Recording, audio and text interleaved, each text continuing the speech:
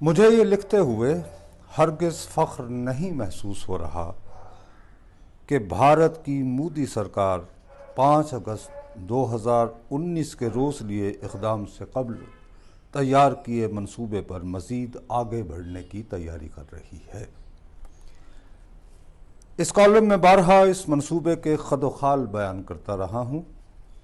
مودی سرکار کا واضح ارادہ یہ تھا کہ چند ماہ گزر جانے کے بعد مقبوضہ کشمیر کے ریاستی تشخص کو، جسے بھارت میں اسٹیٹ ہوڈ کہا جاتا ہے، بحال کر دیا جائے۔ جس ریاست کو تاہم بحال کیا جائے گا یہ وہ ریاست نہیں ہوگی جو 1948 تک ڈوگرا راج کے زیر تسلط ریاست جموں و کشمیر کہلاتی تھی۔ پاکستان کے گلگت اور بلتستان کے علاوہ موجودہ آزاد کشمیر کے علاقے بھی اس ریاست کا حصہ تھے۔ مقبوضہ کشمیر کا لداخ بھی اس کا اہم ترین علاقہ تھا۔ جس ریاست کو اب بحال کرنے کی تیاری ہو رہی ہے اسے لداخ سے الگ کر دیا گیا ہے۔ وہ دلی سے براہ راست چلائی یونین ٹیریٹری ہی رہے گا، یعنی وفاق کے زیر انتظام علاقہ۔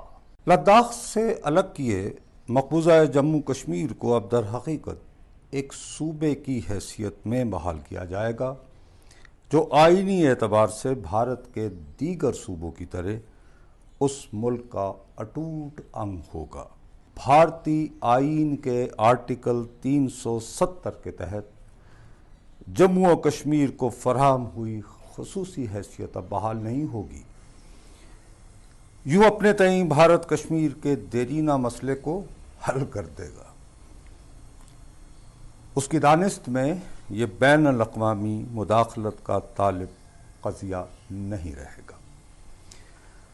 جموں و کشمیر اب بطور صوبہ بحال ہوگا تو وہاں کے انتظامی امور کی نگہبانی کے لیے منتخب صوبائی اسمبلی بھی درکار ہوگی۔ جس روز میں یہ کالم لکھ رہا ہوں اس دن بھارتی وزیر اعظم نے مقبوضہ کشمیر کے نمائندہ سیاسی رہنماؤں کو مشاورت کے لیے مدعو کر رکھا ہے۔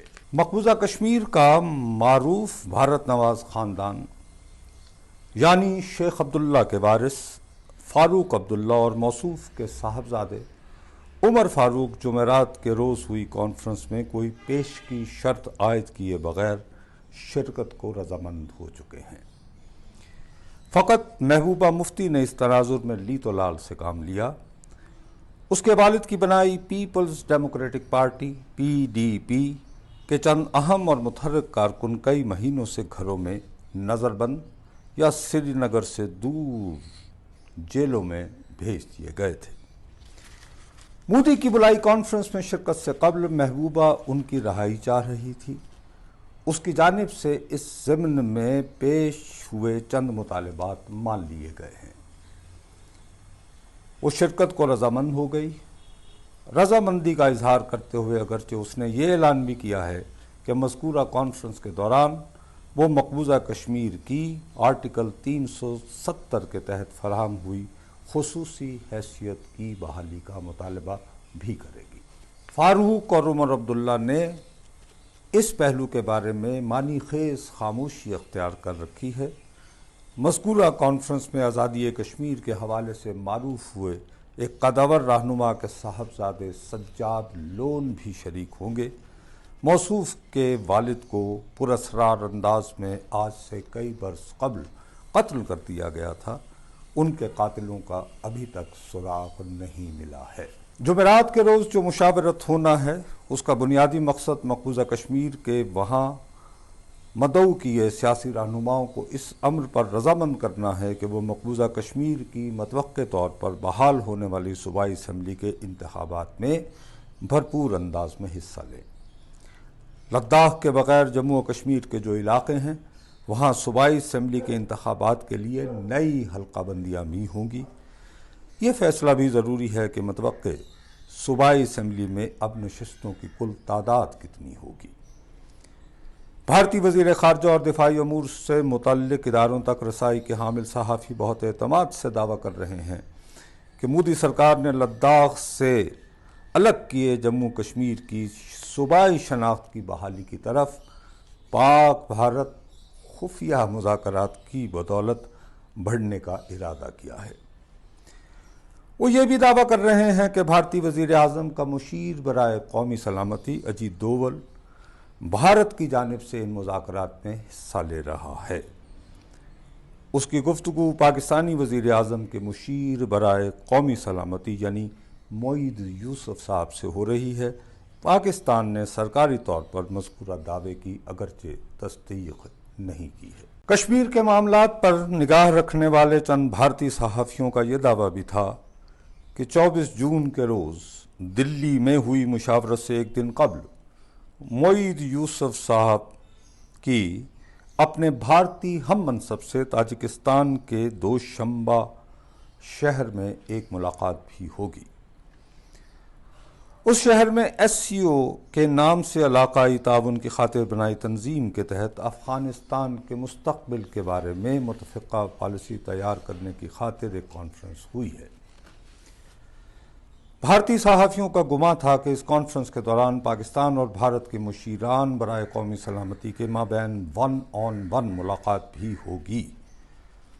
معید یوسف صاحب نے مگر اردو میں لکھے ایک ٹویٹ کے ذریعے مذکورہ خبر کو جھٹلا دیا۔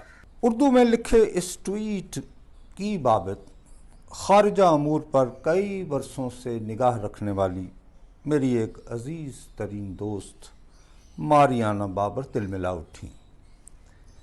ٹویٹ لکھ کر سوال اٹھانا شروع ہو گئی کہ معید یوسف نے مذکورہ ٹویٹ اردو میں کیوں لکھا ہے؟ کچھ تو ہے جس کی پردہ داری ہے۔ ماریانا کے تیس سے میں گھبراتا ہوں۔ اس کے اٹھائے سوال کی بابت قیاس سرائی سے لہٰذا گریز کروں گا۔ ٹھوس حقائق تک رسائی نہ ہونے کی وجہ سے البتہ معید یوسف کا دعویٰ تسلیم کرنا چاہوں گا۔ بھارتی صحافیوں کے اس دعوے کو اگرچہ میں شدت سے جھٹلا نہیں سکتا کہ پاکستان نے سفارتکارانہ مہارت سے آرٹیکل 370 کے خاتمے کو خاموشی سے تسلیم کر لیا ہے۔ نظر بظاہر ہمارے وزیر خارجہ مصر رہے کہ مقبوضہ کشمیر کے حوالے سے تیار ہوئی بھارتی آئین کی شقیں پاکستان کے لیے اہم نہیں۔ ہماری اولین ترجیح کشمیر کو بین الاقوامی ثالثی کا طالب مسئلہ قرار دینا ہے۔ تلخ حقیقت مگر یہ بھی ہے کہ 5 اگست 2019 کے بعد سے ہم نام نہاد عالمی ضمیر کو اس مسئلے کے حوالے سے بیدار و متحرک کرنے میں ناکام رہے۔ ہماری سفارتکاری کی بنیادی توجہ افغانستان پر ہی مرکوز رہی۔ افغانستان سے غیر ملکی افواج کے انخلاء کے بعد نمودار ہونے والے ممکنہ مناظر ہماری پریشانی کا گزشتہ دنوں سے اصل سبب ہیں۔ خارجہ امور کی بابت رپورٹنگ کی بدولت جمع ہوئے تجربے کی وجہ سے میں یہ بھی سوچنے کو مجبور ہو رہا ہوں کہ لداخ سے کاٹے مقبوضہ کشمیر کی صوبائی حیثیت اور اسمبلی کی بذریعہ انتخابات بحالی کے لیے مودی سرکار کو بنیادی طور پر امریکہ کی بائیڈن انتظامیہ نے راغب کیا ہے۔ وائٹ ہاؤس پہنچ جانے کے دن سے امریکی صدر تواتر سے بنیادی انسانی حقوق اور جمہوریت سے والہانہ وابستگی کا اظہار کیے چلا جا رہا ہے۔